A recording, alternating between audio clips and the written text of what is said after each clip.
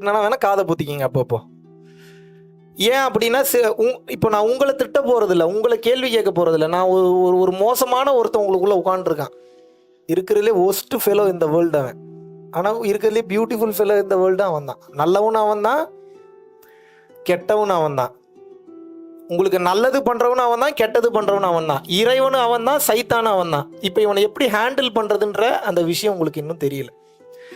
அப்போ நான் நேரடியாக அவனை போய் தொடும்போது அது சில பாதிப்புகளை ஏற்படுத்த தான் செய்யும். குத்தும், கொடையும், வலிக்கும், கஷ்டமாக இருக்கும், என்னடா இப்படி இருக்கே அப்படின்ற மாதிரிலாம் இருக்கும். ஸோ எதை பற்றியும் நீங்கள் கவலைப்படாமல் வருத்தப்படாமல் கேட்டிங்கன்னா இதில் இருக்கக்கூடிய உச்சகட்ட தத்துவம் என்பது உங்களுக்கு கிளியராக புரியும். கிளியர்? ஓகே. எதுக்கு இந்த வாழ்க்கையை நம்ம வாழ்றோம்? பிறந்தோம், வளர்த்தாங்க, வளர்ந்தோம், படிக்க வச்சாங்க, படித்தோம், அப்புறம் வேலைக்கு போனாங்க, வேலைக்கு போனோம், சரி, அப்புறம் சம்பாதிக்கணும், நானுங்க சம்பாதிச்சோம், அப்புறம் கடன் கட்டணும், கல்யாணம் பண்ணுனாங்க. எதுக்குடான்னு கேட்கவே இல்லை. கண்ணை மூடிட்டு போய் தாலி கட்டிட்டோம். சில பேர் மோதிரம் மாற்றிட்டோம், கல்யாணமும் பண்ணிட்டோம். அடுத்து வீட்டில் ஏதாவது விசேஷம் இல்லையான்னு கேட்டு உயிரெடுத்தாங்க. ஏன்டா என் வீட்டில் விசேஷம் வச்சா நீ ஏன்டா இவ்வளோ ஃபீல் பண்ணுற? நான் விசேஷம் வச்சா என்ன, வைக்காட்டி என்ன? What is your problem? நம்ம கேட்கல. விசேஷம் அப்படின்னா என்ன அர்த்தம்? என்னங்க அவ்வளோ கஷ்டமான கேள்வியாக கேட்டேன் நான். கஷ்டமான கேள்விக்கெல்லாம் பதில் நான் சொல்ல போகிறேன். உங்களை ஈஸியான கேள்வி தானே கேட்குறேன், பதில் சொல்லுங்கள். விசேஷம்னா என்ன அர்த்தம்? குழந்தை குட்டிலாம் பெற்றுக்கல. நம்ம குழந்தைய பற்றி எவன் கேட்குறான் பாருங்க. நம்ம குழந்தை குட்டி பெற்றுக்கிற பற்றி ஊரில் போகிறவன், ரோட்டில் போகிறவன் கேட்குறான். வீட்டில் ஏதாவது விசேஷம். இதில் பெரிய கூத்து என்னென்னா, ஒரு 2-3 வருஷம்லாம் ஆயிடுச்சுன்னா இவனுங்களை கண்ட்ரோலே பண்ண முடியாது. வீட்டில் விசேஷம் இல்லைங்களா, வீட்டில் விசேஷம் இல்லைங்களா? டே என்னடா பிரச்சனை உங்களுக்கு? என்ன பிரச்சனை உங்களுக்கு? நான் புள்ள பெற்றுக்கிட்டா என்ன, பெற்றுக்காட்டி என்ன? இந்த கேள்வி கேட்கல. இவனுங்களுடைய டார்ச்சருக்காகவே ஒரு கட்டத்துக்கு மேலே நம்ம என்ன பண்ணுறோம்? குழந்தை குட்டியும் பெற்றாச்சு, அப்புறம் அதுவும் வளர்ந்து வருது, அப்புறம் அதை படிக்க வைக்கிறோம். இதே இப்படியே பண்ணிக்கிட்டே இருக்கோம். தூங்குறோம், எந்திரிக்கிறோம், பொண்டாட்டி சண்டை, புருஷன் சண்டை, அப்புறம் வீட்டு வேலைக்கு போகிறோம், அதை பண்ணுறோம், இதை பண்ணுறோம், பிஸ்னஸ் பண்ணுறோம், கோடி கோடியாக சம்பாதிக்கிறோம். இடையில சில பேருக்கு உதவுறோம். அப்புறம் வயசாகுது, ஒரு கட்டத்துக்கு மேலே கை காலில் பிரச்சனை வருது, அப்புறம் சுடுகாடு வருது, போய் படுத்துக்கிறோம். இதுதான் நடக்குது. Yes or no? என்னைக்காவது ஒரு நாளாவது உங்கள் மனசாட்சியை தொட்டு சொல்லுங்க, ஏன் நான் இதெல்லாம் பண்ணுறேன்னு யோசிச்சிருக்கீங்களா?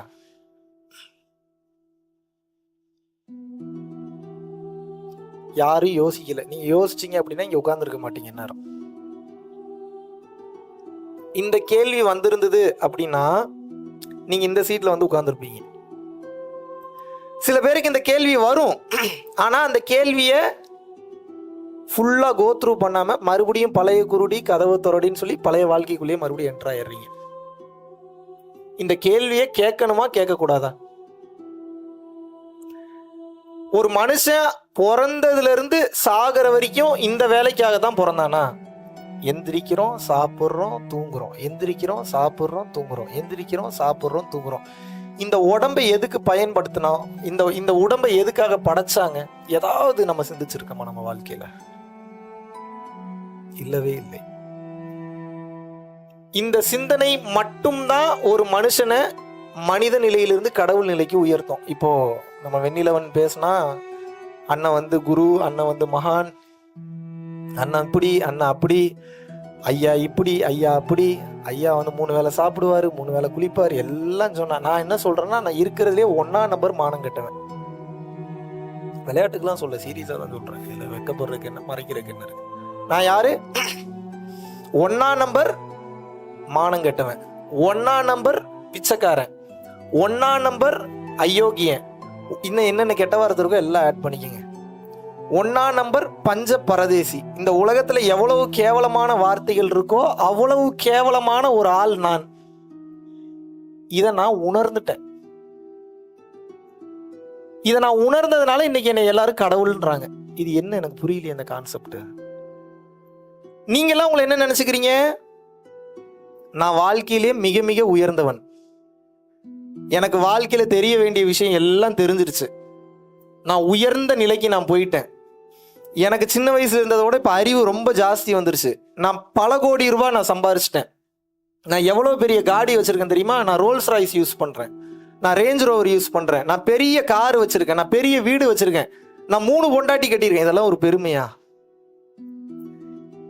எவன் ஒருவன் தன்னை தானே தாழ்த்தி கொள்கின்றானோ அவன் பிற உயிர்களால் உயர்த்தப்படுவான். எவன் ஒருவன் தன்னை தானே உயர்த்தி கொள்கின்றானோ அவன் பிற உயிர்களால் தாழ்த்தப்படுவான். அவ்வளவுதான், கிளாஸ் முடிச்சு எந்திரிச்சு போலாம். ஆனா நீங்க எந்திரிக்க மாட்டீங்க. கரெக்டா? அவ்வளவுதான். இதுக்கப்புறம் பேசுறதுக்கு என்ன இருக்கு? அம்மா சத்தியமா அவ்வளவுதான் கிளாஸ். என்ன கிளாஸ்? வாழ்க்கையில எவ்வளவுக்கு எவ்வளவு ஒருத்தன் கீழே தன்னை வச்சுக்கிறானோ அவ்வளவுக்கு அவ்வளவு வாழ்க்கையில ஒருத்தன் உயர்ந்து போய்கிட்டே இருப்பான். இவ்வளவுதாங்க தத்துவம்.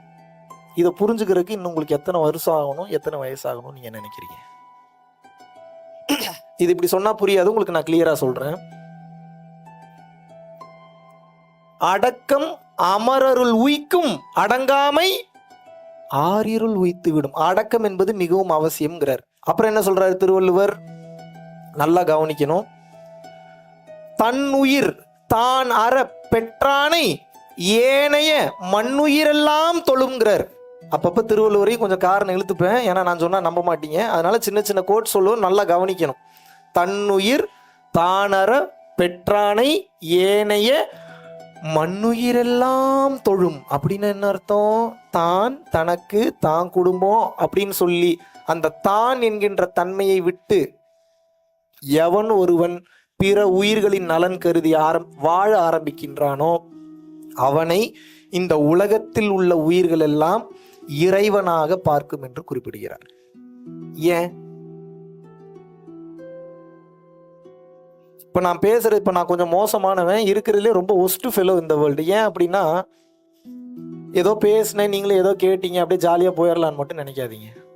வேற வழியே இல்லை, நீங்க இதுக்கப்புறம் மாறித்தான் ஆகணும். நான் நல்லா தானப்பா இருக்கேன், தப்பான ஸ்டேட்மெண்ட். அப்படி யாரும் இனிமேல் சொல்லாதீங்க. நான் நல்லா இருக்கேன்னு நீங்க எப்போ சொல்ல ஆரம்பிச்சிட்டீங்களோ அப்பவே உங்களுடைய வாழ்க்கை கீழே போக ஆரம்பிச்சிருச்சுன்னு அர்த்தம். அதாவது இறைவனோட அருளால நான் நல்லா இருக்கேன்றது வேற. நான் எல்லாத்துலயும் சரியா தான் இருக்கேன்னா நீங்க அவுட் ஆயிட்டீங்கன்னு அர்த்தம். ஏன்? முதல்ல உங்களுக்கு எது சரின்னே தெரியாது, எவ்வளவு தூரம் நீங்க பயணம் பண்ண போறீங்கன்னு தெரியாது, உங்களுக்கு வாழ்க்கை எப்போ முடிய போகுதுன்னு தெரியாது, லேர்னிங்ன்றது வாழ்க்கையோட கடைசி வினாடி வரைக்கும் இருக்கும் அதுவும் தெரியாது. எல்லாத்தையும் நான் கற்றுக்கிட்டேன்ற தன்மையில் வாழும்போது நீங்கள் கடைசி மூச்சுன்னு ஒன்று விடுவீங்க. நோட் பண்ணியிருக்கீங்களா? நான் கடைசி மூச்சு விட்டது இல்லைன்றீங்களா? கடைசி மூச்சு விடுறவனையாவது பார்த்துருக்கீங்களா இல்லையா?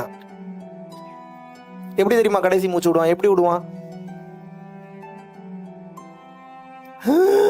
அப்படி இழுப்பான். எப்படி இழுப்பான்? எப்படிங்க இழுப்பான்? இப்பயாவது விடுங்க கடைசி மூச்சு ஒரு டைம், அது திருந்துங்க. எப்படி விடுவான்? ஏன்? அவன் உயிர் வெளியே போக முயற்சி பண்ணுது. இந்த கடைசி வினாடியில அவன் மூச்சு போகும்போது கூட அவனுக்கு ஒரு லெசன் அங்க லேர்ன் பண்றதுக்கு இருக்குன்னு அர்த்தம். இப்ப சொல்லுங்க, யார் எல்லாருமே தெரிஞ்சுக்கிட்டவங்க? இந்த உலகத்துல அப்படி யாராவது இருக்காங்களா? நான் எல்லாத்தையும் தெரிஞ்சுக்கிட்டேன்னு யாராவது இருக்காங்களா? இருக்காங்களா? கற்றது கை மண் அளவுன்னு சொன்னாங்க.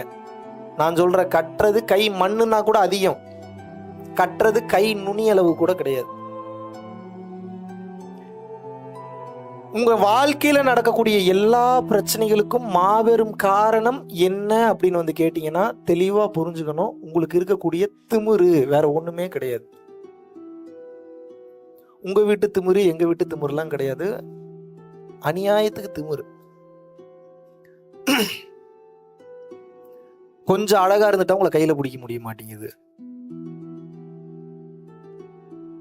ஒன்னும் இல்ல, போற வழியில ஒருத்தர் மூஞ்சில ஆசிட் அடிச்சிட்டானா என்ன பண்ணுவீங்க?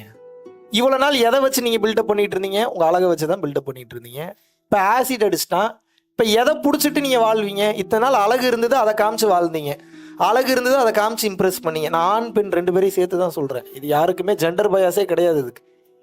இப்ப மூஞ்சில ஆசிட் அடிச்சிட்டான், அழகா இருக்குமா முகம்? இப்ப எதை காமிச்சு இம்ப்ரெஸ் பண்ணுவீங்க? மூஞ்சில ஆசிட் அடிச்சாதான் இந்த சிந்தனை வருமா? ஐயோ மூஞ்சில ஆசிட் அடிச்சிட்டா இப்ப நான் எதை காமிச்சு இம்ப்ரெஸ் பண்றது? இறைவன் உங்களுக்கு கொடுத்தது எல்லாமே வரப்பிரசாதம், அதில் மாற்று கருத்து இல்லை. அதை எப்படி பயன்படுத்துனீங்க அதான் கேள்வி. சரி, அழக விட்டுருவோம். இருக்கிறதுலே காஸ்ட்லியான ஒரு வீடு ஒன்று வச்சிருக்கீங்க, பூகம்பத்துல உள்ள போயிருச்சு, என்ன பண்ணுவீங்க? போகாத வரைக்கும் சந்தோஷம். ஒரு வேளை போயிடுச்சு, என்ன பண்ணுவீங்க? எதை காமிச்சு பில்டப் பண்ணுவீங்க அப்புறம்? சரி, வீட்டை விட்டுருவோம். ஒரு காஸ்ட்லி காடி ஒன்று உபயோகப்படுத்துறீங்க. என்னது? ஒரு ரோல்ஸ் ராய்ஸோ இல்லை வந்து பார்த்தீங்கன்னா பிஎம்ஓ இல்லை ஒரு இதெல்லாம் வாங்க வேணான்னு சொல்ல, நல்லா கவனிக்க. இதெல்லாம் வச்சுக்கோங்க. இதெல்லாம் நாளைக்கே பரம்பொருள் ஃபவுண்டேஷன் எழுதி கொடுத்துருக்குன்னு சொல்லலை, நல்லா கவனிக்கணும். இதெல்லாம் வச்சுக்கோங்க, பட் தெரிஞ்சுக்கிட்டு வச்சுக்கணும். இதெல்லாம் ஏன் இருக்குன்னு தெரிஞ்சுட்டு யூஸ் பண்ணணும். இல்லாட்டினா இது உங்களை அழிச்சிரும்னு சொல்ல வரேன். புரியுதா உங்களுக்கு? ஒரு காஸ்ட்லியான காடி வச்சுருக்கீங்க. இந்த காஸ்ட்லியான காடி நாளைக்கு ஆக்சிடென்ட்டில் அவுட்டு. அந்த காஸ்ட்லியான காடி வாங்க வச்சிருந்த ஒரு மிகப்பெரிய வேலை உங்களை விட்டு போயிருச்சு. மந்த்லி இஎம்ஐ கட்ட முடியல. அப்படி இல்லையா, ரெடி கேஷ் கொடுத்து ஒரு கார் ஒன்று வாங்கியிருக்கீங்க, அந்த கார் போயிருச்சு. Total loss. அந்த கார் என்ன? டோட்டல் லாஸ்னா என்ன? இன்சூரன்ஸும் கிளைம் பண்ண முடியாது, மறுபடியும் அந்த காரை யூஸ் பண்ணவும் முடியாதுன்னு அர்த்தம். இப்போ எதை காமிச்சு எதை பில்டப் பண்ணி வாழ்வீங்க?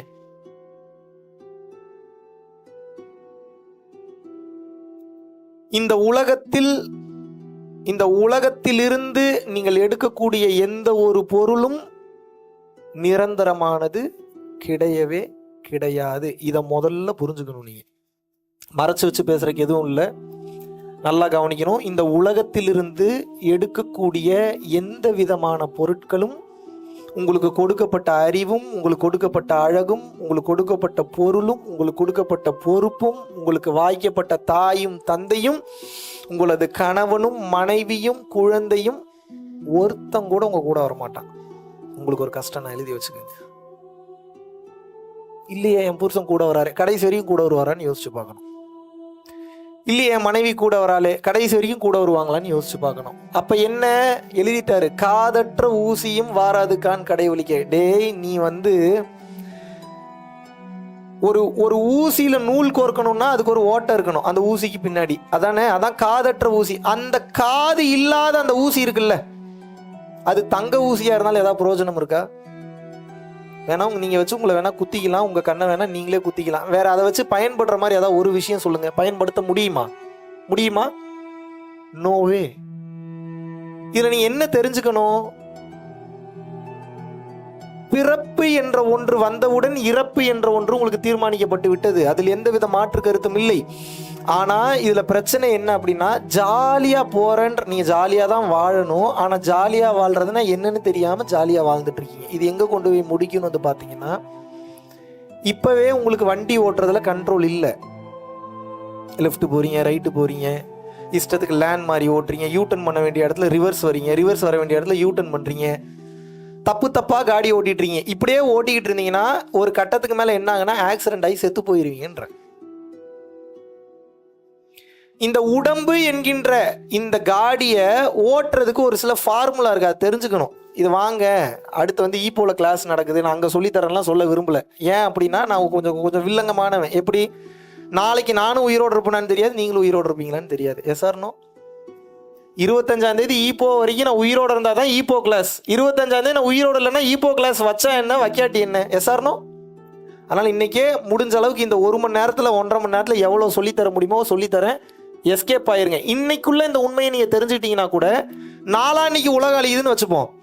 இன்னைக்கு இந்த உண்மையை தெரிஞ்சுக்கிட்டு நாளைக்கு கொஞ்ச நேரம் உட்காந்து ப்ராக்டிஸ் பண்ணுறீங்க, இல்லை அந்த சிந்தனையில் உங்கள் மனம் மாறுது, ஞானத்தில் ட்ராவல் பண்ண ஆரம்பிச்சிட்டிங்கன்னா நாளான்னைக்கு இந்த உலகம் அழியுது அப்படின்னா நீங்கள் அட்லீஸ்ட் இந்த ஒரு நாள் முயற்சி பண்ணீங்கல்ல, இந்த ஒரு நாள் முயற்சிக்காக இறைவன் அடுத்த பிறவி உங்களுக்கு நல்ல பிறவியாக கொடுப்பார். புரிஞ்சுக்க முடியுதா நான் சொல்றது? இன்னும் நீங்க திரும்பவே இல்லை, இன்னும் நீங்க ஞானம் பக்கம் வரல. ஞானம்னா என்னப்பா? முதல்ல என்னப்பா ஞானம்னு பேசுறீங்க? ஞானம்னா என்ன? நீங்க சொல்லுங்க, ஞானம்னா என்ன? தெளிவு. வேற எனி அதர் ஐடியா? சும்மா சொல்லுங்க, தப்பா சொன்னாலும் நான் ஒன்றும் உங்களுக்கு குறையெல்லாம் சொல்ல மாட்டேன். சொல்லுங்க, ட்ரை பண்ணலாம். என்னையவே பேச வச்சு உயிர் எடுக்கலான்னு பாக்குறீங்க பாருங்க. விடுவேன்னா நான் சொல்லுங்க. அறிவு வேற, சாரி நாலேஜ் வேற, சரண்டர் வேற, பக்குவம் தெளிவு ஓகே, வேற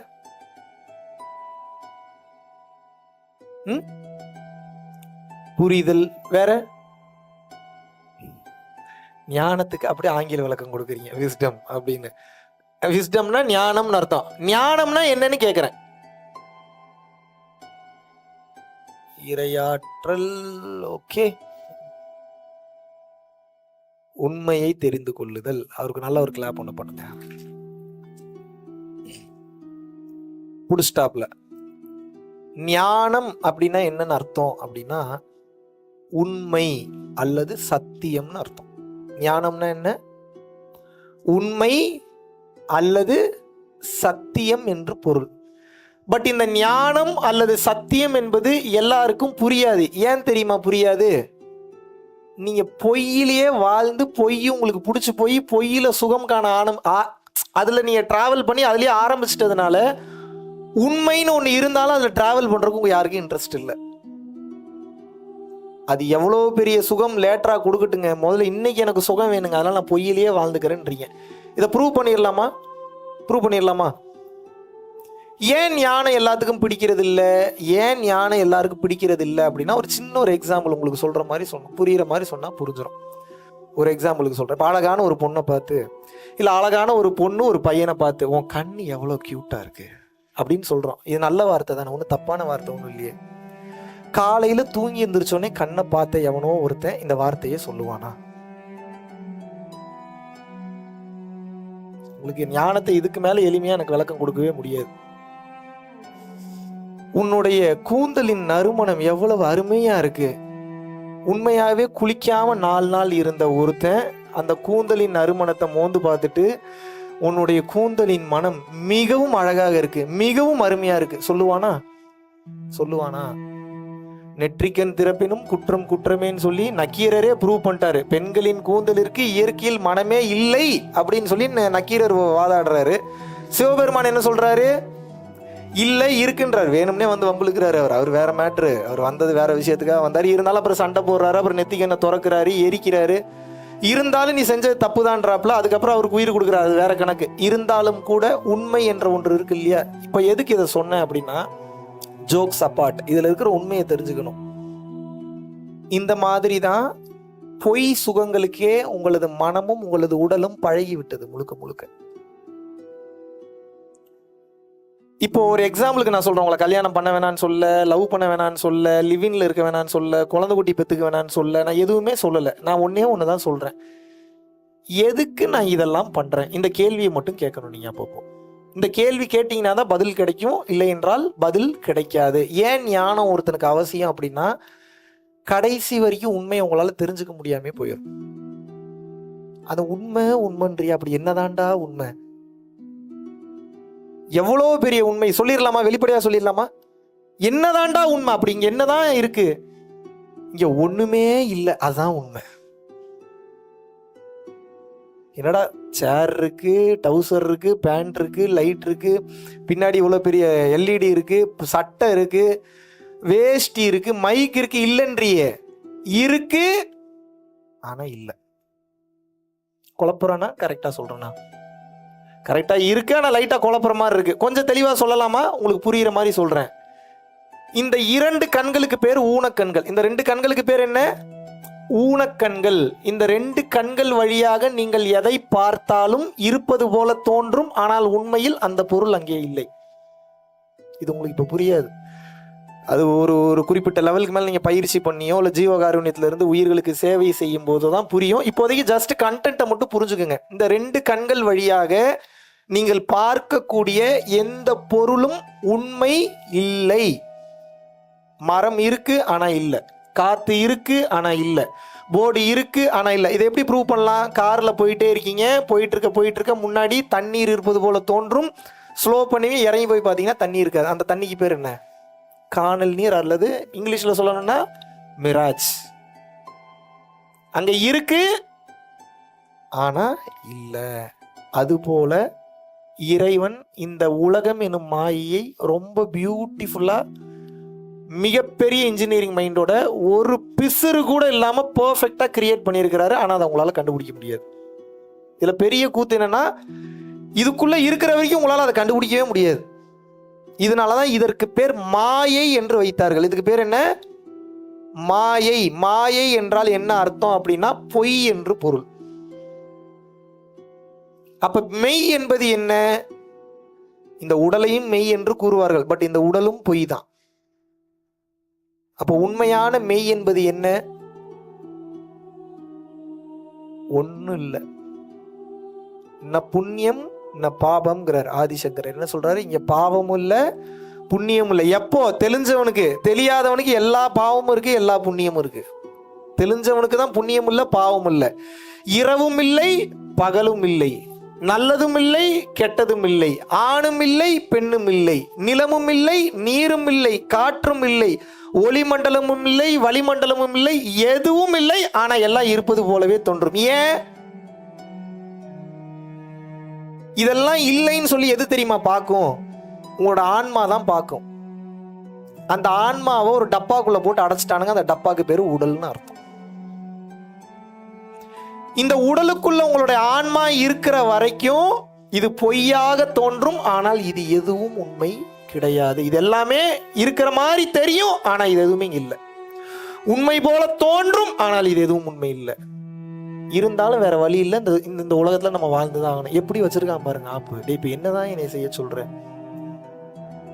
காலம் போற கடைசி வரைக்கும் வெயிட் பண்ணணும். இதுல 2 வகையில வெயிட் பண்ணி சாகலாம். ஒண்ணு, தெளிவோட செத்து அடுத்த பிறவி இல்லாம போகலாம். அப்படி இல்லைன்னா தெளிவில்லாம செத்து மீண்டும் எதுக்காக ஆசைப்பட்டீங்களோ அதை அடையிறதுக்காக, இப்ப ராமசாமி குப்புசாமின்னு இருக்கீங்கன்னா அடுத்து மணிகண்டன் சுப்பிரமணியன் இன்னொரு பேர்ல வருவீங்க.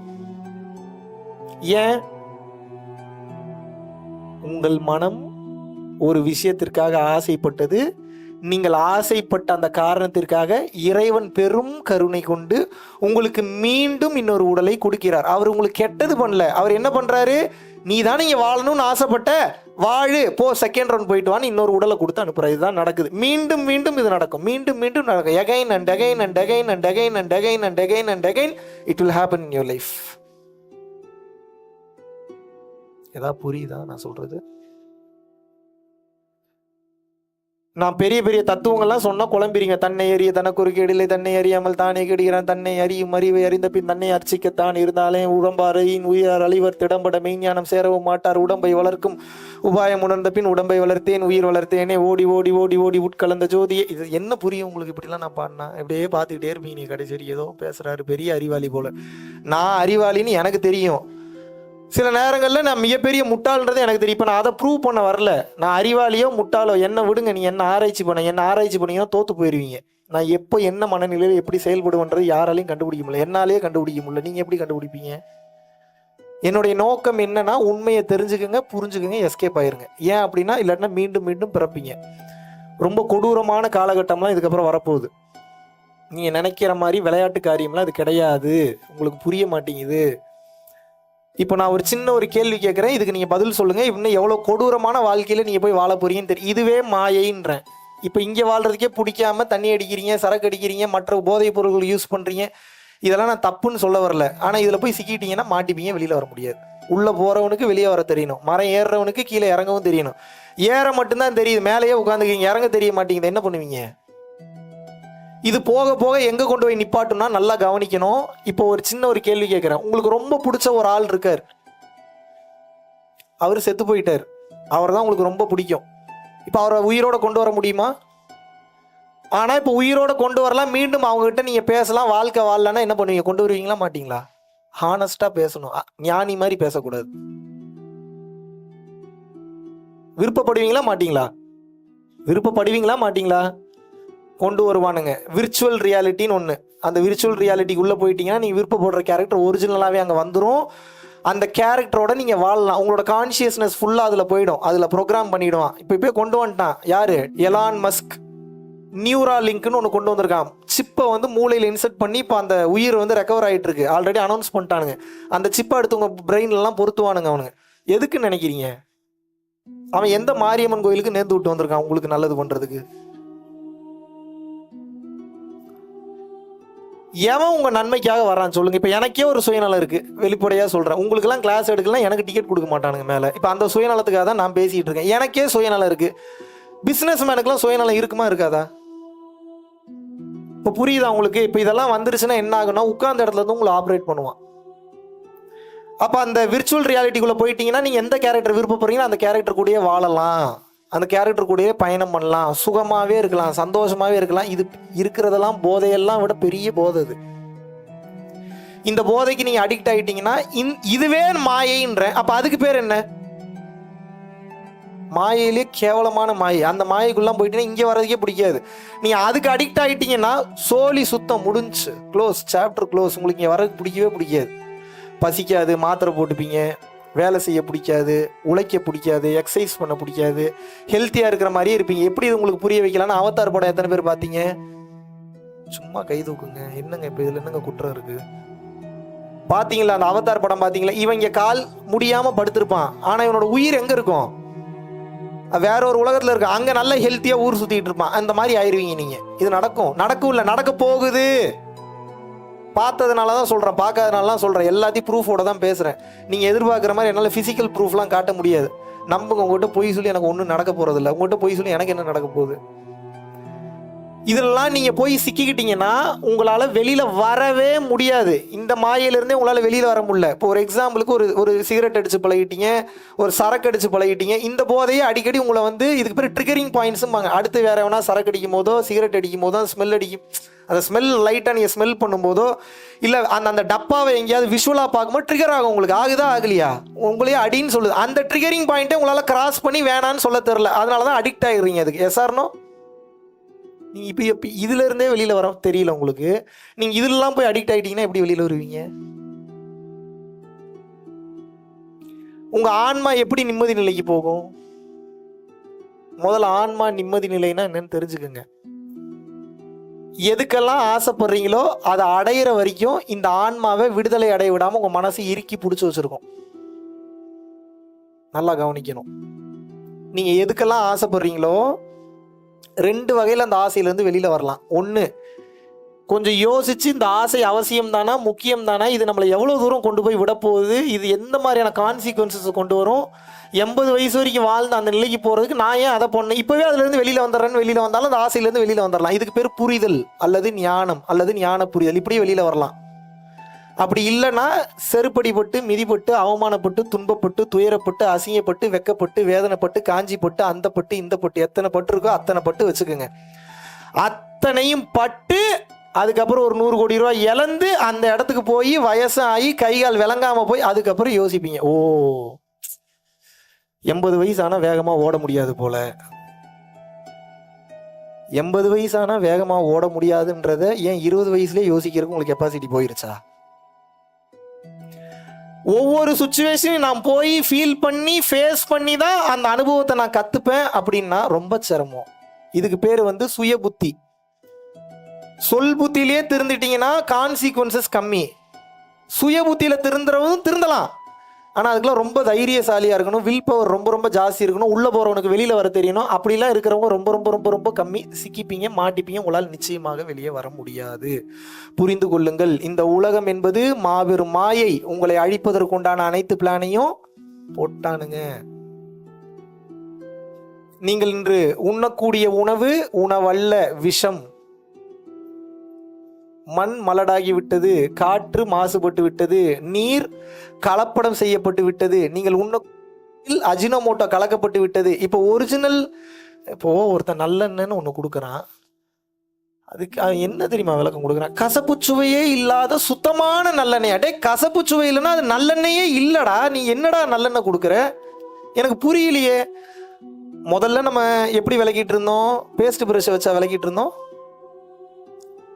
வேப்பங்குச்சி, பல்பொடி, செங்கல், வெறுங்கை இதை வச்சு விளக்கிட்டு இருந்தோம். அப்புறம் கொஞ்சம் கொஞ்சமாக வந்தான், உப்பு வச்சு விளக்கணும். அப்புறம் என்ன பண்ணா, கொஞ்சம் கொஞ்சமாக வந்தான், அப்புறம் பேஸ்ட்டுக்கு மாற்றினான், அப்புறம் அதை மாற்றினான், இதை மாற்றினான். இப்போ என்ன சொல்கிறான்? உங்கள் பேஸ்ட்டில் உப்பு இருக்கான்னு மறுபடியும் கேட்குறான். நான் கேட்குறேன், உங்களுக்கு அறிவு இருக்கா?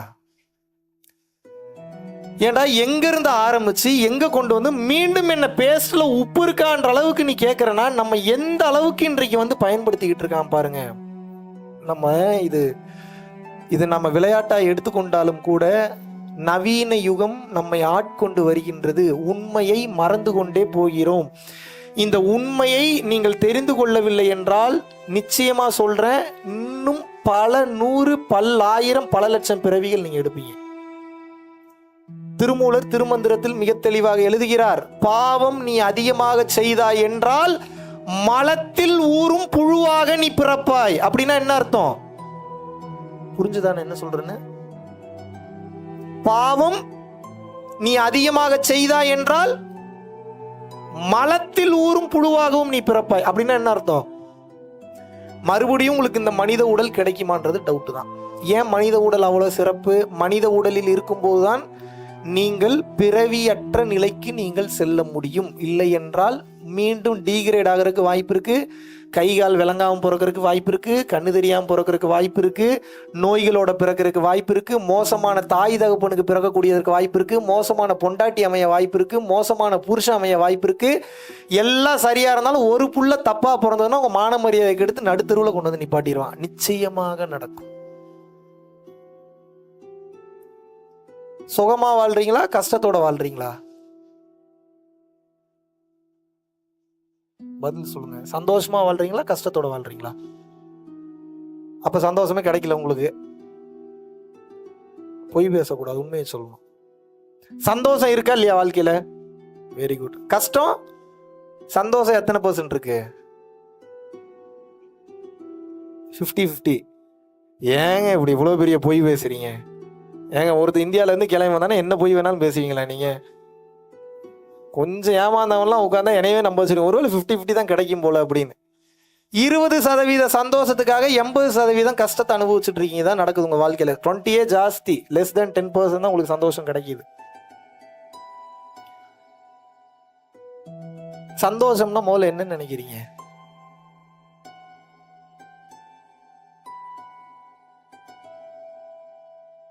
சரி, நிம்மதினா என்ன?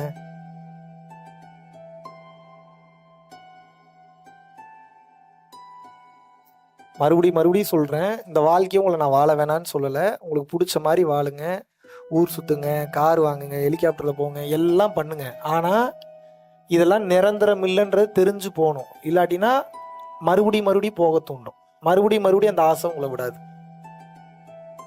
நல்லா கவனிங்க. சந்தோஷம்னா என்னன்னு அர்த்தம் அப்படின்னா, சந்தோஷத்துக்கு முதல்ல ஒருத்தன் போகணும் அப்படின்னா முதல்ல மனசுனா என்னன்னு தெரிஞ்சுக்கணும்.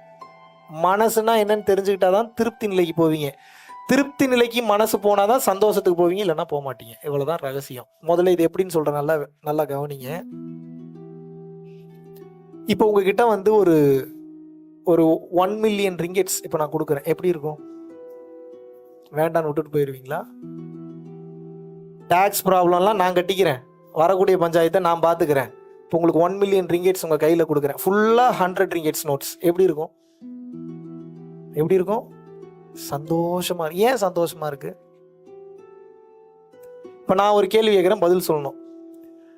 அர்ஜென்ட்டா வயிற்ற கலக்குது உங்களுக்கு, பாத்ரூம் எல்லாம் லாக் பண்ணி இப்போ 1 மில்லியன் ரிங்கெட்ஸ் வைக்கிறேன், என்ன பண்ணுவீங்க?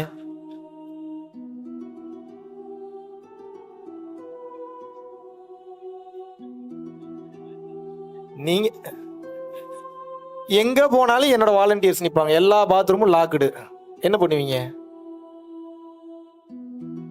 இப்ப சந்தோஷம் எங்க இருக்கு? சந்தோஷம் எங்க இருக்கு? ஏன் 1 மில்லியன் ரிங்கெட்ஸ் வேணும்ல, எடுத்து தொடச்சுக்க வேண்டியதானே? ஏன் வேணான்றீங்க?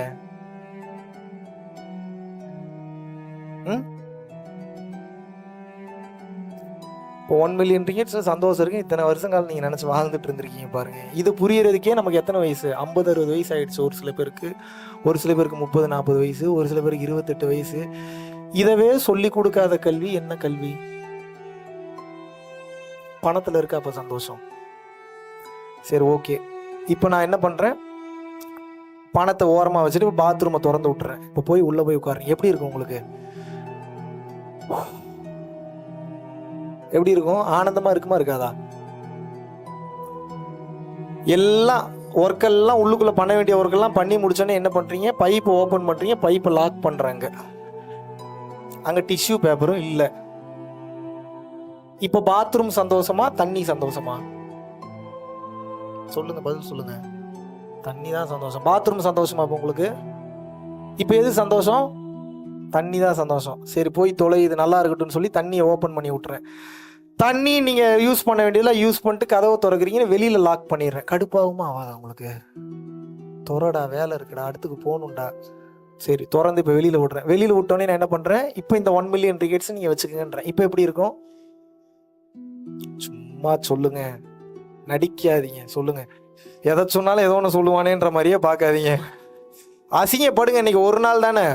என்னைய எப்படி அசிங்கப்படுத்தியிருப்பாங்க எனக்கு இந்த தெளிவெல்லாம் கொடுக்கும்போது. எனக்கு வேற மாதிரி கொடுத்தாங்க, உங்களுக்கு நான் இக்காலத்துக்கு தகுந்த மாதிரி உங்கள் ஸ்டைலில் கொடுக்குறேன். இப்போ அந்த 1 மில்லியன் ரிக்கெட்ஸ் கொடுக்குறேன். இப்போ எப்படி இருக்கும்? ஓகே, அந்த 1 மில்லியன் ரிக்கெட்ஸ் எடுத்துட்டு கீழே போய் காடியில் ஏறுறீங்க. மலேசியன் போலீஸ் 10 பேர் வந்து அரெஸ்ட் பண்ணுறாங்க உங்களை. மகாவிஷ்ணு பல கண்ட்ரிகளில் திருடின பணத்தை மணி லாண்டரிங் பண்ணி உங்ககிட்ட கொடுத்துருக்கிறாரு.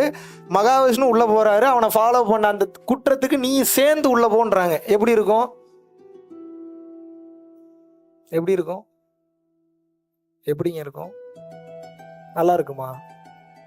ஏன்? நீங்கள் தானே பணம் தானே சந்தோஷம், நீ எடுத்துகிட்டு போக வேண்டியதானே. பிடிங்கிட்டானுங்கல்ல, தெரியுதுல்ல. அப்போ சந்தோஷம் பணத்தில் இருக்கா? அப்ப சந்தோஷன்றது எதுல இருக்கு? எதுல இருக்கு சந்தோஷம்? எதுல இருக்கு? இதை தெரிஞ்சுக்கிறதுக்கு உங்களுக்கு இத்தனை வருஷம் மறைச்சிட்டாங்க. எல்லா உண்மையும் மறைச்சிட்டானுங்க. நல்லா புரிஞ்சுங்க. சந்தோஷம்ன்றது என்ன தெரியுமா? பொருட்களில் இல்லை, உங்களோட நம்பிக்கையில தான் சந்தோஷம் இருக்கு. நீங்க நம்புறீங்க அந்த 1 மில்லியன் ரிக்கெட்ஸ் கிடைச்சிட்டா நான் சந்தோஷமா இருப்பேன் நம்புறீங்க. அது கிடைச்ச உடனே அந்த மனசு கிடைச்சிருச்சுன்னு நினைக்குது. அதனால ஓடிட்டு இருந்த உங்க மனசு நிக்குது. நின்னதுனால உள்ளுக்குள்ள வந்து அது ஹாப்பினஸ் ஃப்ளோ ஆகுது. இதுதான் மேட்ரு. சயின்டிஃபிக்கா சொல்லணும்னா, மனம் ஓடினால் பதட்டம், படபடப்பு, ஆங்ஸைட்டி, டிப்ரெஷன், டிசார்டர். ஓடிட்டு இருக்கக்கூடிய மனம் நின்றுச்சு அப்படின்னா ஹாப்பினஸ், திருப்தி, பேரானந்தம். அப்ப நீங்க எதை கத்துக்கணும்? பொருட்களை தேடுறதுக்கு கத்துப்பீங்களா, மனசை நிறுத்தி நிறுத்தி கத்துப்பீங்களா? இதுக்கு பேரு தாங்க ஞானம். நீங்க வெளியில ஏதோ கிடைக்கும் தேடி தேடி ஓடிட்டு இருக்கீங்களா. பெண்ல கிடைச்சிரும், பொண்ணுல கிடைச்சிரும், வீடு கட்டினா கிடைச்சிரும், காடி வாங்கினா கிடைச்சிரும். எழுதி தரேன். நீங்க எவ்வளவு பெரிய கோடீஸ்வரன் இங்க வந்திருக்கீங்க. உங்களோட பெரிய பெரிய கோடீஸ்வரன்லாம் பார்த்துட்டேன் நான். 1000 கோடி, 2000 கோடி, 3000 கோடி, 10,000 கோடி, 1 லட்சம் கோடி வச்சிருக்கிறவங்கலாம் பார்த்துட்டேன். நைட்டு படுத்தா தூக்கம் வர மாட்டேங்குது. மிகப்பெரிய கோடீஸ்வரன், நான் பேர் சொல்ல விரும்பல. முதல் பொண்டாட்டி இறந்துட்டாங்க, 2வது பொண்டாட்டி இன்கம் டேக்ஸில் போட்டு கொடுத்துட்டாங்க. இன்னைக்கு வீட்டில் வேலை பார்க்க ஆள் இல்லை. கடையில் இருக்கிறவன் டெய்லியும் திருடிட்டு போகிறான். படுத்தா தூக்கம் வர மாட்டேங்குது. சரக்கு அடித்தாலும் கை கால் உதறல் கொடுக்குது. டெய்லி 3 டேப்லெட் போட்டு படுக்கிறார். 1 டேப்லெட் போட்டால் தூக்கம் வரும், 10 டேப்லெட் போட்டால் தூக்கம் ஆள் வரும் 10 நாளில். இதில் என்ன டவுட் இருக்குது? இதுதான் நடந்துகிட்டு இருக்கு. Yes or no? எதில் இருக்குது சந்தோஷம்? இன்னைக்கு எவ்வளோ நாள் எதை நோக்கி ஓட போகிறீங்க? நிறையா ஓடிட்டீங்க. முதல்ல புரிஞ்சுக்குங்க, இந்த உலகம் பெரும் மாயையில் உங்களை சிக்க வச்சிருச்சு. பணம் தான் முக்கியம்.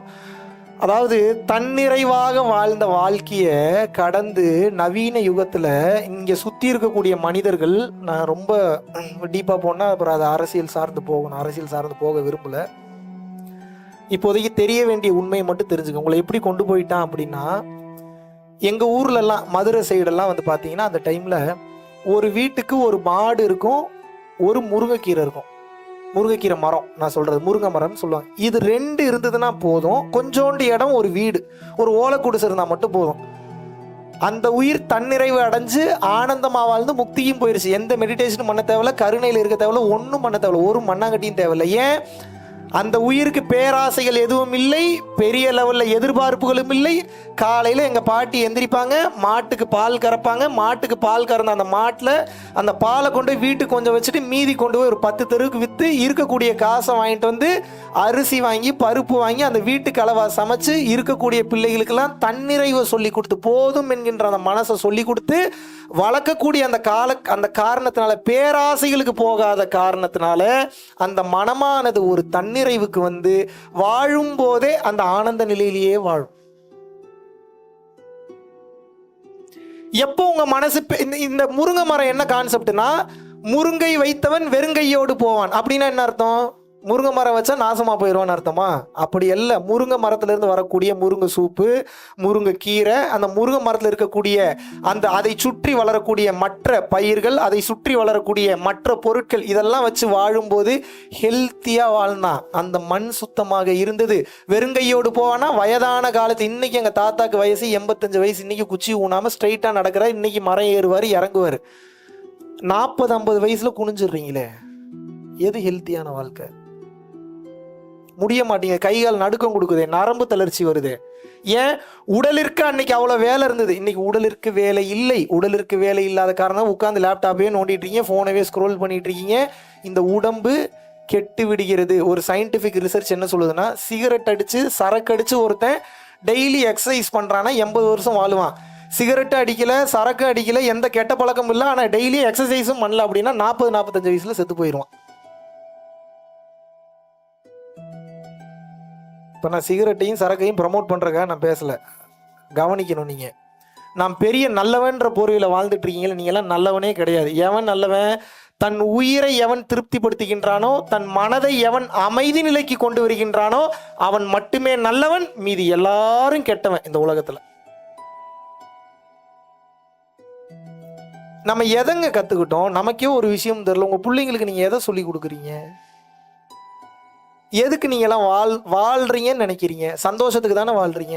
கல்யாணம் பண்ணுறது சந்தோஷத்துக்கு தான், குழந்தை பெற்றுக்கிறது சந்தோஷத்துக்கு தான், செக்ஸ் வச்சுக்கிறது சந்தோஷத்துக்கு தான், கார் ஓட்டுறது சந்தோஷத்துக்கு தான், வீடு வாங்குறது சந்தோஷத்துக்கு தான். எல்லாமே சந்தோஷத்துக்கு தானே பண்ணுறீங்க. கார் ஓட்டும் போதோ, வீடு கட்டும் போதோ, செக்ஸ் வச்சுக்கும் போதோ கை கால் இழுத்துக்கும், வாய் இழுத்துக்கும், மூக்கில் இருந்து ரத்தம் வரும், காது கேட்காம போயிடும், கை கால் விளங்காமல் போயிடும், தலை ஓப்பன் பண்ணிட்டு ரத்தம் வந்து செத்து போயிருவீங்கன்னா யாரும் அந்த வேலையை பண்ணுவீங்களா நீங்கள்?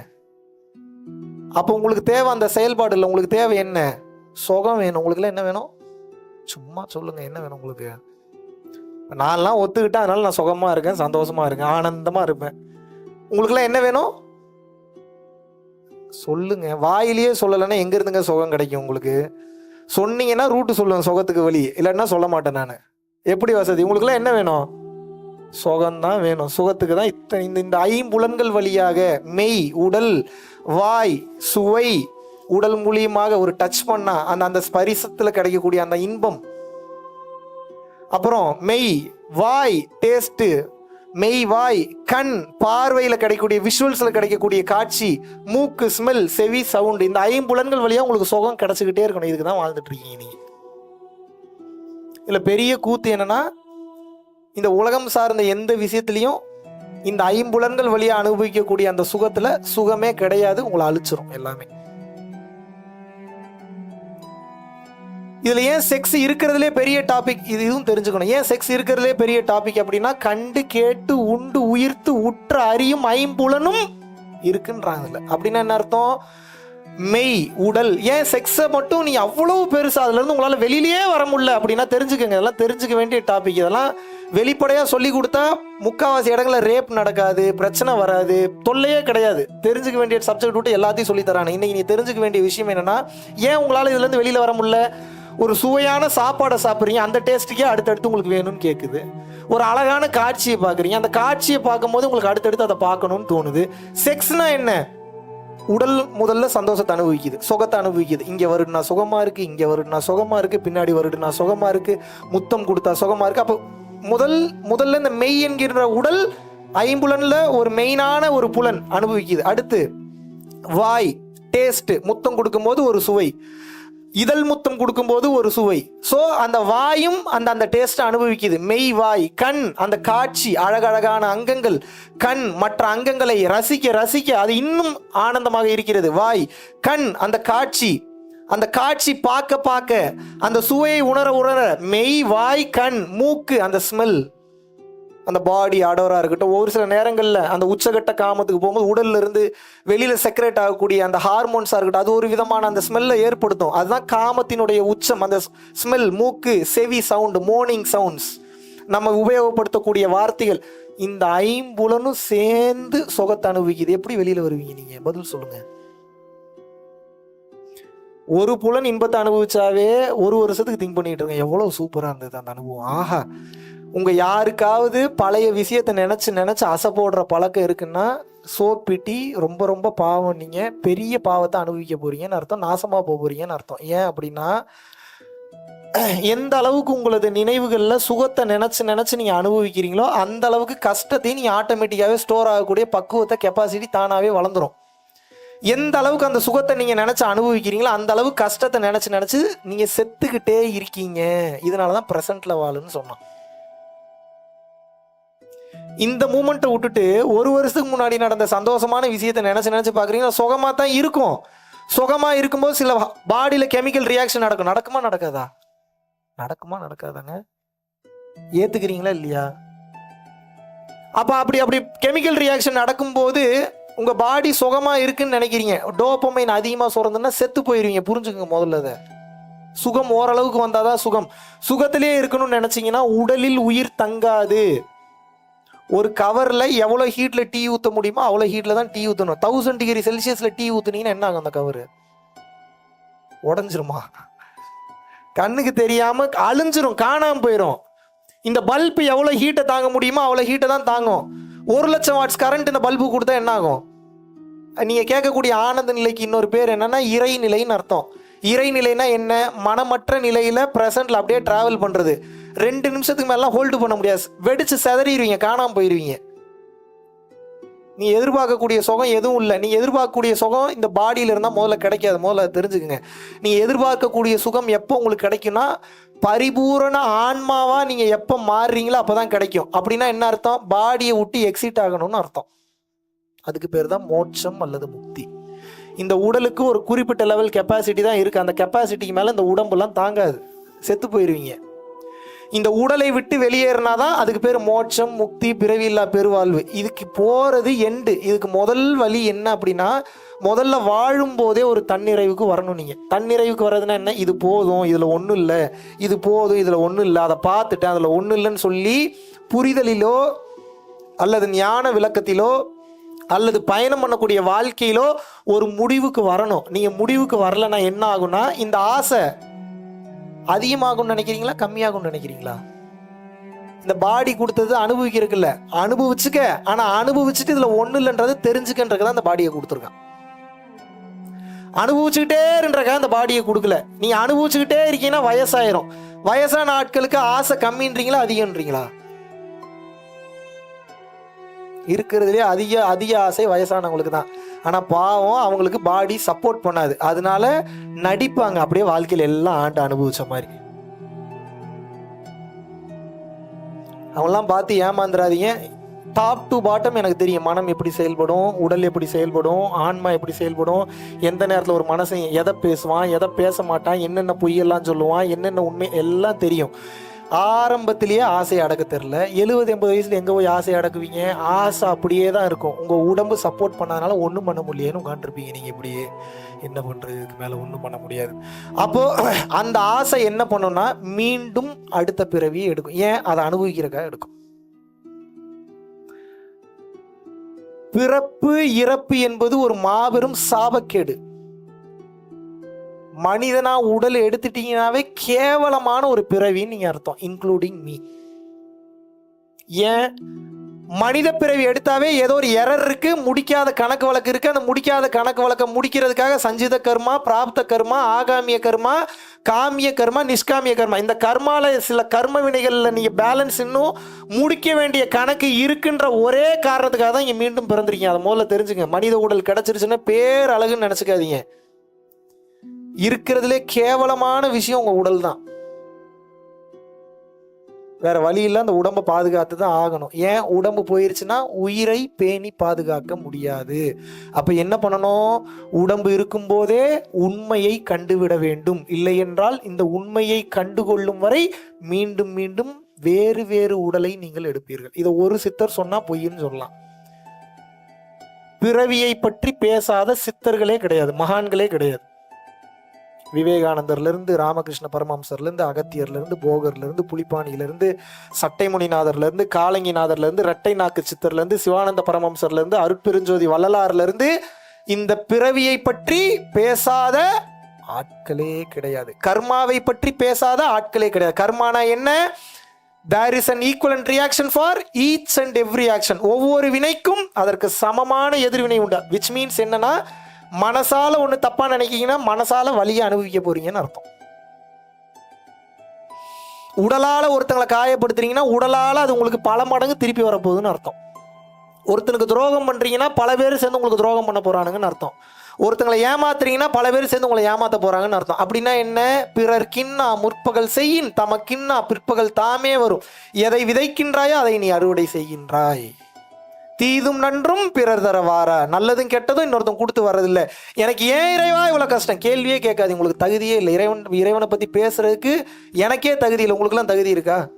நானே ஏதோ பார்த்துக்கிட்டு இருக்கேன். ஏதாவது கருணை காமிச்சு ஒரு முறை உன்னிடம் என்னை சேர்த்து கொள்ள மாட்டேன் வெயிட் பண்ணிட்டு இருக்கேன். யாருக்காவது தகுதி இருக்கா? இன்னைக்கு இறைவன்லாம் கேள்வியே கேட்கக்கூடாது. அவ்வளோ பாவம் பண்ணி வச்சிருக்கீங்க. அதனால தான் இங்கே சுற்றிட்டு இருக்கீங்க.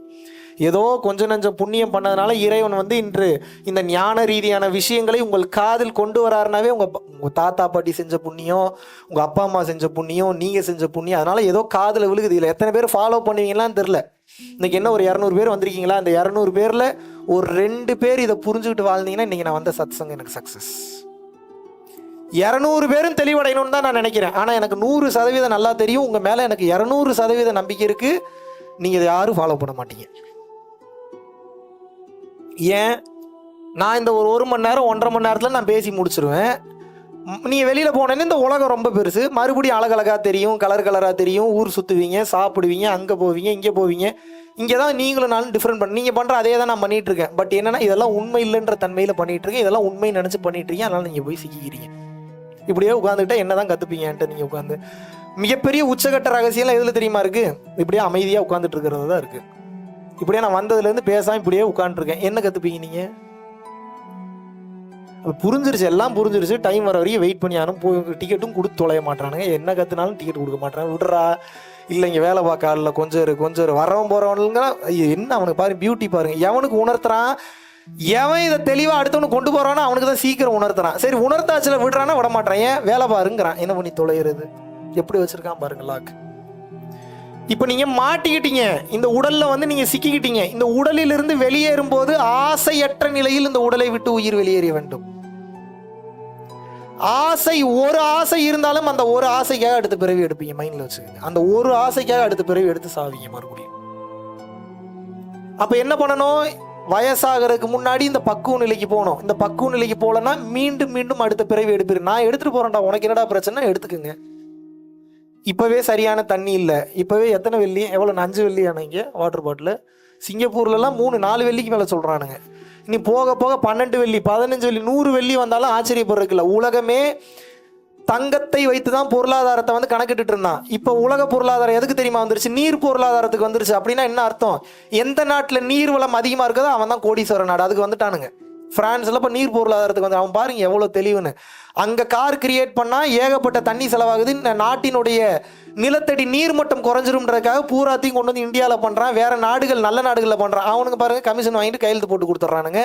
நீர் போகுது. நீர் போனேன்னு என்ன ஆகுது? என் மக்கள் எங்கே போவார்கள்? தண்ணீருக்கு செத்து தான் போகணும். இதுதான் நடந்துகிட்டு இருக்கு. ரொம்ப கொடுமையாக இருக்குது இதுக்கப்புறம் நடக்கக்கூடிய காலகட்டம். நினைத்து பார்க்க முடியாத அளவுக்கு. கரெக்டாக இன்னொரு 90 வருஷம் மேக்சிமம், இல்லை 70-80 வருஷம் இன்னும் கொஞ்சம் வெயிட் பண்ணுங்க.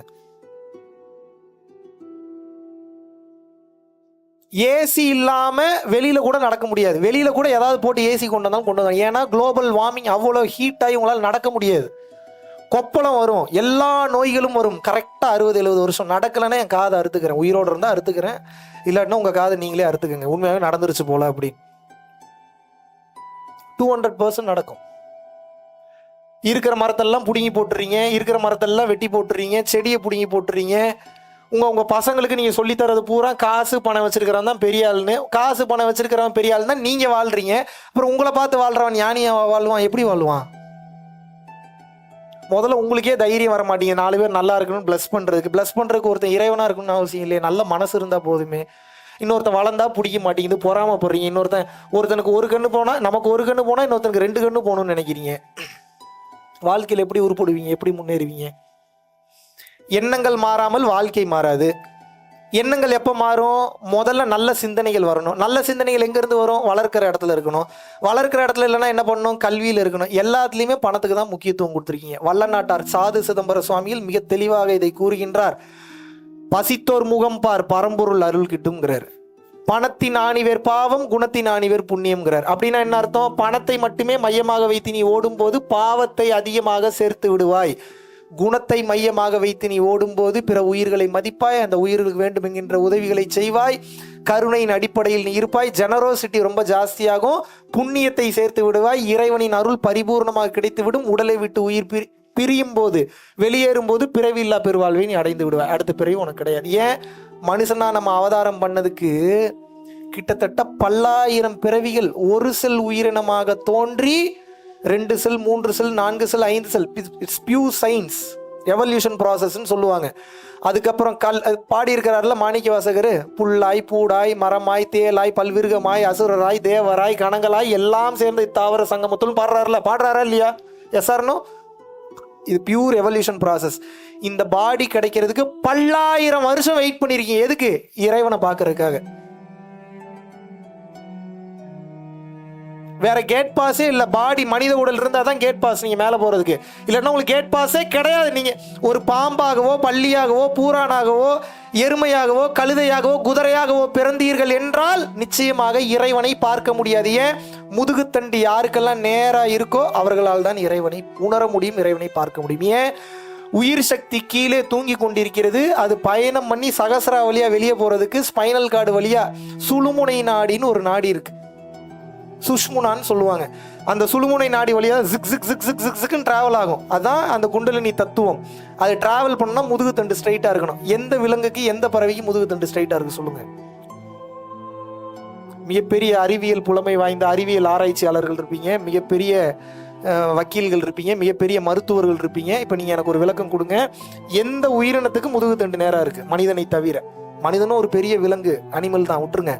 மனிதன் அல்லாத அனிமல் எந்த அனிமலுக்கு முதுகு தண்டு நேரா இருக்கு?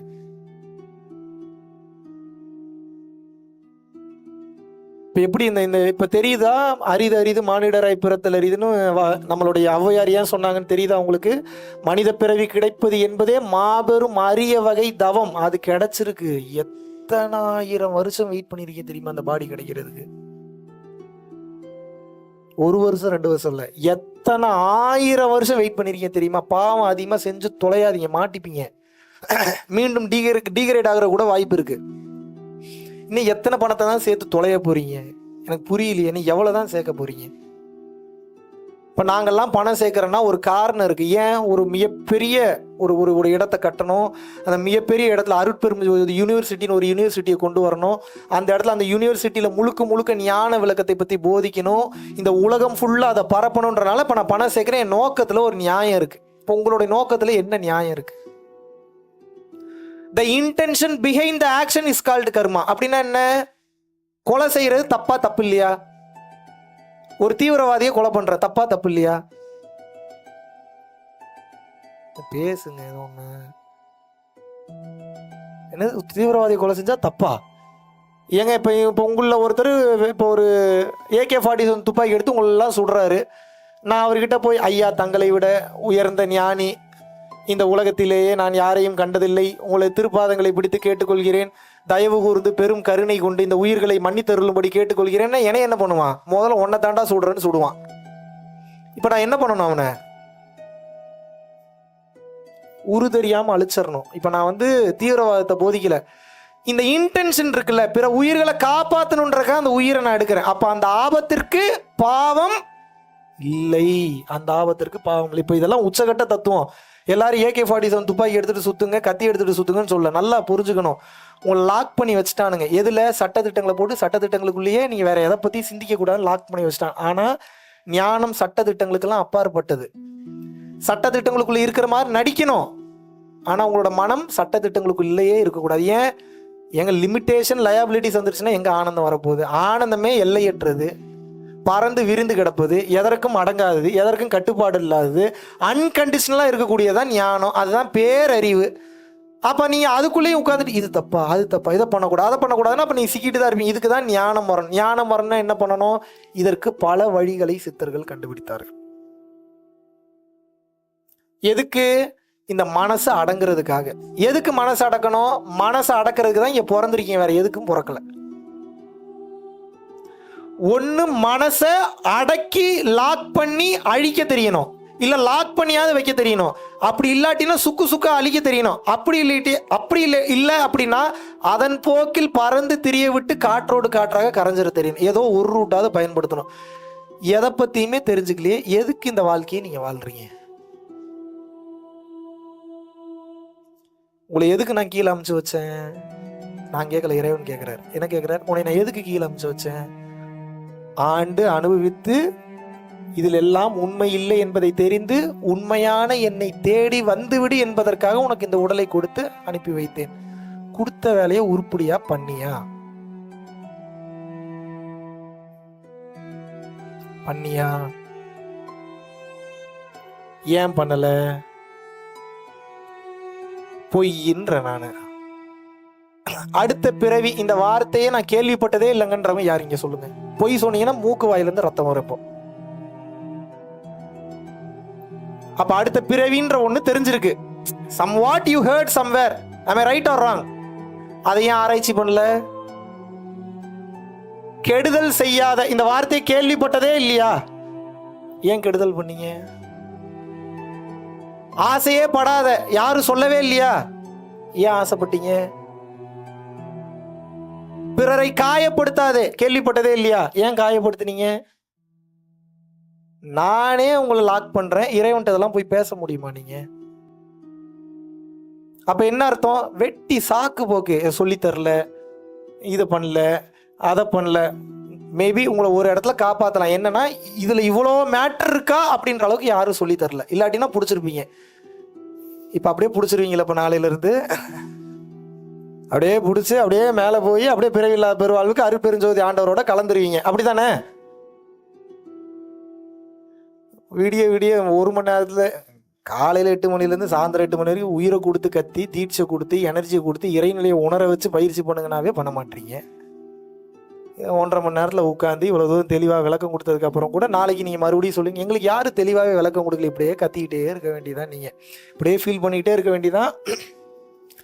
கண்ணமாப்பேட்டை சுடுகாடு வெயிட்டிங்கில் இருக்கு, போய் படுத்துங்க. நீங்களா போய் ஒருத்தம் கூட சப்போர்ட்டுக்கு வர மாட்டான் இதுக்கப்புறம் உங்களுக்கு.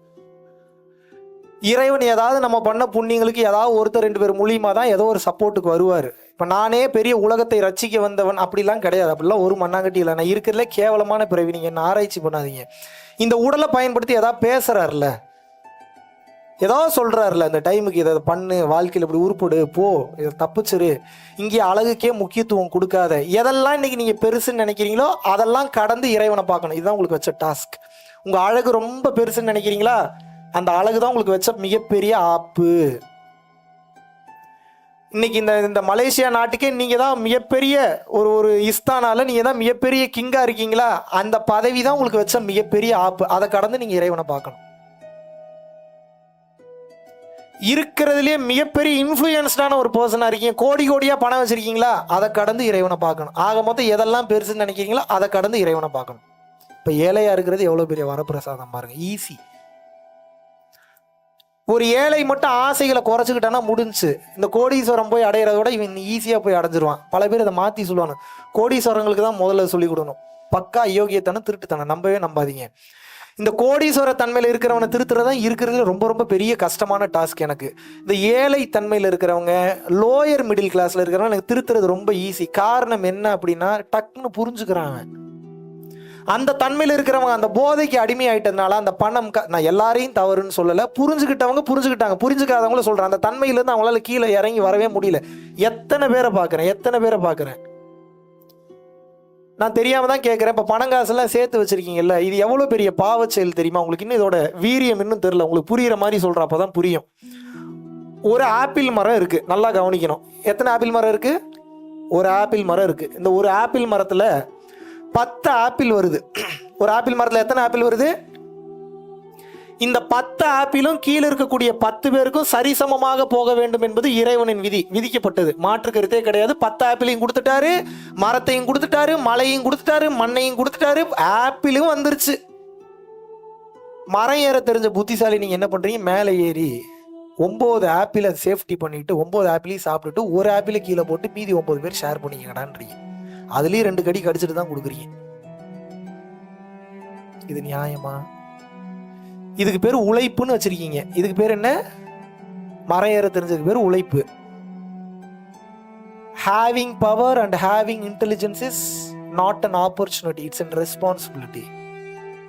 உங்களுக்கு ஒரு பவர் இருக்கு, உங்களுக்கு ஒரு திறமை இருக்குன்னா இறைவன் அதை எது கொடுத்துருக்கிறாருன்னா 4 உயிருக்கு உதவுடான்றதுக்காக உங்களோட பாவ புண்ணிய கணக்குகளை கால்குலேட் பண்ணி கொடுத்துருக்கிறாரு. நீங்கள் என்ன பண்ணுறீங்க? அதை ரெஸ்பான்சிபிலிட்டியாக நினைக்காம ஆப்பர்ச்சுனிட்டியாக பயன்படுத்தி நீங்கள் மொத்தத்தையும் வச்சுட்டு பிச்சை போடுறீங்க. கிள்ளி கொடுத்தா கூட பரவாயில்ல, கிள்ளி கொடுக்கறதுலேயும் சுரண்டி கொடுக்குறீங்க. கொஞ்சோண்டு வச்சுக்க. இந்த விதத்தில் நியாயம்? இயற்கை எல்லாத்துக்கும் சரிசமமாக தானே கொடுக்குது. இது எதுக்கு சொல்கிறேன்னா, நான் பெரிய உழைச்சேன்றீங்களே. இப்போ ஒரு 100 கோடி ரூபா உங்கள்கிட்ட பணம் இருக்குன்னு என்ன பெருசா உழைச்சிங்க? நீங்க நியாயமான வழியில சம்பாரிச்சிங்க கூட வச்சுப்போம். உண்மையாகவே உடல் உழைப்பை பயன்படுத்தி நீங்க சம்பாரிச்சிங்களா? டெய்லி 100 கிலோமீட்டர் பஸ் ஓட்டுறான் வர்றான், டெய்லி 10 கிலோமீட்டர் மலை ஏறான் இறங்குறான், ஒரு விறகு வெட்டி வந்து அவன் வாழ்க்கையை மேனேஜ் பண்றதுக்கு. அவனுக்கு மேலேயே நீங்க கஷ்டப்பட்டுட்டீங்க? தெரியாம தான் கேட்குறேன். ஏதாவது உங்கள் அறிவை பயன்படுத்தி ஒரு தந்திரத்தை பயன்படுத்தி கோடி கோடியாக சம்பாதிக்கிறீங்க. சரி, சம்பாரிச்சிட்டிங்களே, சரி சம்பாரிச்சது கூட ஓகே. மக்களோட நலனுக்கு எவ்வளோ பயன்படுத்துனீங்க? உங்களுக்கு இல்லாத, மற்றவனுக்கு இல்லாத ஆற்றலை இறைவன் உங்களுக்கு கொடுத்துருக்கான்ல. எக்ஸ்ட்ரா பணம் சம்பாரி, 4 பேருக்கு உதவு, அந்த தந்திரத்தை, அந்த அறிவை கொடுத்துருக்கிறான்ல. அந்த அறிவை நீங்கள் உங்களை நீங்கள் பரம்பொருள் ஃபவுண்டேஷனுக்கு 1 பைசா கூட கொடுக்க வேணாம். நான் சேலஞ்ச் பண்ணுறேன். விருப்பப்பட்டு குறுக்கக்கூடிய நபர்கள் வேற, அதுக்குள்ளேயே நான் வரல. உங்களை யாரையும் நான் டார்ச்சரே பண்ணல. வந்ததுலேருந்து என் ஃபோட்டோ வச்சு கும்பிடுங்கன்னு ஏதாவது சொன்னேன்னா, நாளையிலேருந்து உங்களுக்கு வள்ளலாரை மட்டும்தான் உங்களோட சாமி குருநாதர். நான் என்ன சொல்கிறேன்? பிறந்ததுக்கு உண்டான வேலையை இன்னும் நீங்கள் பண்ணவே இல்லைங்கிறேன். இப்படியே போனீங்க அப்படின்னா இன்னைக்கு எந்த பவர்லாம் வச்சு ஒருத்தன் நீங்கள் ஆட்டி படைக்கிறீங்களோ அந்த பவரோட இன்னொருத்த வந்து உங்களை ஆட்டி படைப்பான். இதுதான் நடக்கும். இன்னைக்கு கத்துறீங்களே, கதறீங்களே, எந்த உயிருமே என்னை பாதுகாக்க வராதா? யாருமே எனக்கு உதவி செய்ய இல்லையா? என்னதான் நான் தப்பு பண்ணேன்? ஐயோ இறைவா, நான் என்னதான் பாவம் பண்ணேன் கேட்குறீங்கல்ல. அந்த பாவம் என்ன ஏதுன்னு கூட தெரிய வைக்காம உங்களை கொன்றுவார். இதுதான் நடக்கும்.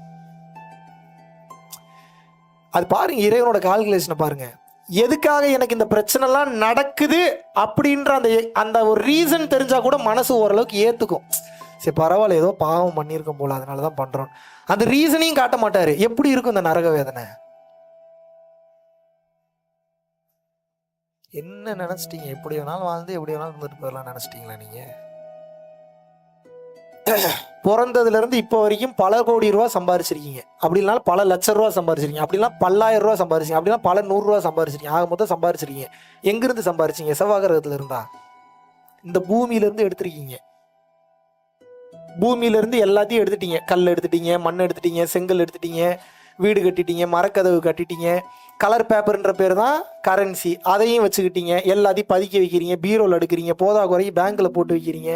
இந்த பூமிக்கு என்ன நீங்கள் திருப்பி செஞ்சீங்க? இந்த இயற்கை தாய்க்கு நீங்கள் என்ன திருப்பி செஞ்சீங்க? உங்கள் பேரம்பேத்திகளுக்கு நீங்கள் விட்டுட்டு போகக்கூடிய சொத்து என்ன? காசு பணமா? கைகால் விளங்காமல் போயிடுச்சுன்னா என்ன பண்ணுவீங்க உங்கள் பேரம்பேத்திகளுக்கு? Touch shoot. கேள்வி கேட்குறேன், பதில் சொல்லுங்கள். உங்க வருங்கால சந்ததிக்கு நல்ல தண்ணி இல்லை, நல்ல வீடு இல்லை, நல்ல காத்து இல்லைன்னா இது நியாயமா நீங்க பண்றது? நான் மட்டும்தான் இதெல்லாம் கன்சிடர் பண்ணேன். ஞானம்னா இவ்வளவுதான் ஞானம். என்ன?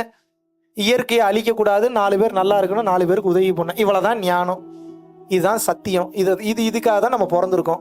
ஆனா நம்ம சுயநலமாவே வாழ்ந்துகிட்டு இருக்கோமே, இது நியாயமா? நீங்க மட்டும் சுயநலமா எல்லாத்தையும் சொகுசான வாழ்க்கை வாழ்றீங்களே, சந்தோஷமா? நீங்க சொகுசான வாழ்க்கை வாழ்றது பிரச்சனை இல்லை, இன்னொருத்தையும் சொகுசா வாழவீங்க. அதான் மேட்ரு, அதான் விஷயம். நீங்க காஸ்ட்லி காடியில போறது மேட்ரு இல்ல, இன்னொருத்தனையும் காஸ்ட்லி காடி வாங்குற அளவுக்கு அவனுக்கு தெளிவா சொல்லி கொடுங்க. அதான் விஷயம், அதான் பக்குவம், அதான் ஞானம். நீங்க கோடி கோடியா சம்பாரிச்சு மிகப்பெரிய வீடு கட்டுறது மேட்ரு இல்ல, இன்னொருத்தனுக்கு கோடி கோடியா சம்பாரிச்சு இன்னொரு வீடு கட்டுறது எப்படின்னு சொல்லி கொடுங்க. அதுதான் பக்குவம். தெரிஞ்ச 4-5 தத்துவத்தை வச்சுட்டு ஒருத்தனுக்கு சொல்லி தர மாட்டீங்க. 2-3 சீக்கிரட்டை வச்சுட்டு எவனுக்கு சொல்லி தர மாட்டீங்க. இறைவன் கிட்ட நீ எவ்வளவு சீக்கிரட்ஸ் இருக்கும். தொட்டனை தூறு மணற்கேணி மாந்தற்கு கற்றனை தூறு மறியும். சொல்லி கொடுக்க இறைவன் உள்ளுக்குள்ள இருந்து புதுசா சொல்லி கொடுப்பார். 4-5 விஷயத்தை மட்டும் சொல்லி கொடுக்குறாரு. அப்படின்னு என்ன அர்த்தம்? முதல்ல கொடுத்து பாக்குறாரு, என்ன பண்றீங்க, அப்படியே பிடிச்சி வச்சுக்கிறீங்க, கொடுக்க மாட்டீங்க யாருக்கும். என்ன பண்ணுவார் அடுத்து இறைவன்? இறைவனுக்கு அறிவு ஜாஸ்தியா, உங்களுக்கு அறிவு ஜாஸ்தியா? நீங்க கொடுத்ததே 4 பேருக்கு கொடுக்கல, உங்களுக்கு எக்ஸ்ட்ரா வேற கொடுப்பாரா? நீ எப்படி கொடுப்பாரு? என்னால எப்படி இவ்வளவு பேச முடியுது? 3 வருஷத்துக்கு முன்னாடி இருந்து இந்த ஞான ரீதியா பேசிட்டு இருக்கேன். இன்னைக்கு வரைக்கும் எனக்கு கண்டென்ட் தீரல. நீ ஒவ்வொரு சத்சங்கம் வந்தீங்கன்னா புதுசா தான் பேசும், ஒவ்வொரு கிளாஸ் வந்தீங்கன்னா புதுசா தான் பேசும். ஏன்? ஆன் த ஸ்பாட்ல பிறர் நல்லா இருக்கணும்னு நான் நினைச்சு பேசுறதுனால என்ன அவர் கண்ட்ரோல் எடுத்துக்கிட்டு அந்த நேரத்துக்கு அவர் புது கண்டென்ட் கொடுக்குறாரு. மேபி ஒரு 20% 30% உங்களுக்கு பேஸ் ஸ்கோரை புரிய வைக்கிறக்கா சேம் கண்டென்ட் சொல்லுவேன். 70% புது கண்டென்ட் தான் வரும். இதுதான் இறைவன் செய்யக்கூடிய ஒரு மாபெரும் ஆற்றல். தொட்டனை தூரும் மணற்கேணி மாந்தர்க்கு கற்றனை தூரும் அறிவு. ஒரு கிணற்றிலிருந்து நீ நீரை இறைக்க இறைக்க இறைக்க இறைக்க நீர் ஊற்று என்பது ஊறிக்கொண்டே இருக்கும். நீ அதில் நீரே நீ எடுக்கலைன்னா அது கேவலமாயிரும், வத்தி போயிடும். அப்படி இல்லாட்டினா பால் அடைந்து விடும், அப்படி இல்லைன்னா அசுத்தம் அடைந்து விடும். அதுபோல உனக்கு தெரிந்த விஷயத்தையும் ஞானத்தையும் அறிவையும் பிற உயிர்கள் நன்றாக இருக்க வேண்டும் என்று நினைத்து கொடுத்து கொண்டே இருக்கும்போது சுத்தம் வந்து அசுத்தம் விலகிவிடும். அப்படின்னா என்ன அர்த்தம்? இருள் விலகி இறைவனாகிய அருள் உள்ளே இறங்கிவிடும். புரியுதா? புரியுதா? புரியலையா? எத்தனை கோடி ரூபா சம்பாரிச்சின்னு இறைவன் கேட்க மாட்டான். அத்தனை கோடி சம்பாரிச்சேடா எத்தனை பேருக்கு உதவி பண்ணன்னு தான் கேட்பான். நானே கேட்பேன், இறைவன் கேட்க மாட்டாரா? உங்க பிள்ளைங்க மட்டும் எப்படி பிற உயிர்களை நல்லா வச்சிருக்கணும்னு நினைப்பான். நான் எதுவும் தப்பா எதுவும் பேசுறேன்னா, தப்பான கேள்வி எதுவும் கேட்கறேன்னா, இல்ல தப்பா இருக்குன்னா இதெல்லாம் மாத்திக்கடா, தப்புன்னு சொல்லுங்க, நான் திருத்திக்கிறேன். இல்லைன்னா நீங்க திருந்திருங்க. நீ எவ்வளவுதான் பேய் மாதிரி சேர்த்து வைக்க போறீங்க? எனக்கு புரியவே இல்லையே. இல்லப்பா நான் சேர்த்து வைக்கவே இல்லை. சேர்த்து வைக்கணும்னாலும் இப்போ இறையருள் வேணும். சேர்த்து வச்சதை கொடுக்கணும்னாலும் இறையருள் வேணும். நல்லா நடக்கணும்னாலும் இறையருள் வேணும். நல்லா நடந்தவன் அடுத்த கட்டம் போகணும்னாலும் இறையருள் வேணும். திறமை எத்தனை பேத்துக்கு இருக்கு, ஏன் ஜெயிக்க முடியல?